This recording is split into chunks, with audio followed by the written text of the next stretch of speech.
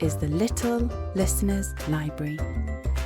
This time, we are going to read a classic story called The 3 Little Pigs. This version is written by Kids Out, the Fun and Happiness charity. So, are you ready? Let's go. Mrs. Pig was very tired. "Oh dear," she said to her 3 little pigs. "I can't do this work any more. I'm afraid you must leave home and make your own way in the world." So the 3 little pigs set off. The first little pig met a man carrying a bundle of straw. "Excuse me," said the first little pig politely. "Would you please sell some of your straw so I can make a house?" The man readily agreed, and the first little pig went off to find a good place to build his house. The other little pigs carried on along the road, and soon they met a man carrying a bundle of sticks. "Excuse me," said the little pig politely. "Would you please sell me some sticks so I can build a house?" The man readily agreed, and the little pig said goodbye to his brother. The third little pig didn't think much of their ideas. "I'm going to build myself a much bigger, better, stronger house," he thought, and he carried on down the road until he met a man with a cart load of bricks. "Excuse me," said the third little pig, as politely as his mother had taught him. "Please can you sell me some bricks so I can build a house?" "Of course," said the man. "Where would you like me to unload them?" The third little pig looked around and saw a nice patch of ground under a tree. "Over there," he pointed. They all set to work, and by night time the house of straw and the house of sticks were built. But the house of bricks was only just beginning to rise above the ground. The first and second little pigs laughed. They thought their brother was really silly, having to work so hard when they had finished. However, a few days later, the brick house was completed and looked very smart, with shiny windows, a neat little chimney, and a shiny knocker on the door. One starlit night, soon after they had settled in, a wolf came out looking for food. By the light of the moon, he spied the first little pig's house of straw, and he sidled up to the door and called, "Little pig, little pig, let me come in."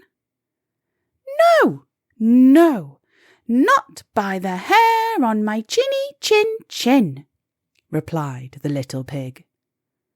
"Then I'll huff, and I'll puff, and I'll blow your house in," said the wolf, who was a very big, bad, and greedy sort of wolf. And he huffed, and he puffed, and blew the house in. But the little pig ran away as fast as his trotters could carry him, and went to the second little pig's house to hide. The next night, the wolf was even hungrier, and he saw the house of sticks. He crept up to the door and called, "Little pig, little pig, let me come in." "Oh no, not by the hair on my chinny chin chin," said the little pig, as the first little pig hid trembling under the stairs. "Then I'll huff, and I'll puff, and I'll blow your house in," said the wolf. And he huffed, and he puffed, and he blew the house in. But the little pigs ran away as fast as their trotters could carry them, and went to the third little pig's house to hide. "What did I tell you?" said the third little pig. "It's important to build houses properly." But he welcomed them in, and they all settled down for the rest of the night. The following night, the wolf was even hungrier, and feeling bigger and badder than ever. Prowling around, he came to the third little pig's house. He crept up to the door and called, "Little pig, let me come in."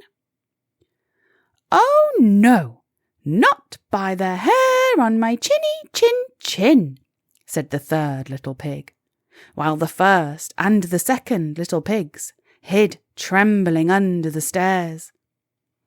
"Then I'll huff, and I'll puff, and I'll blow your house in," said the wolf.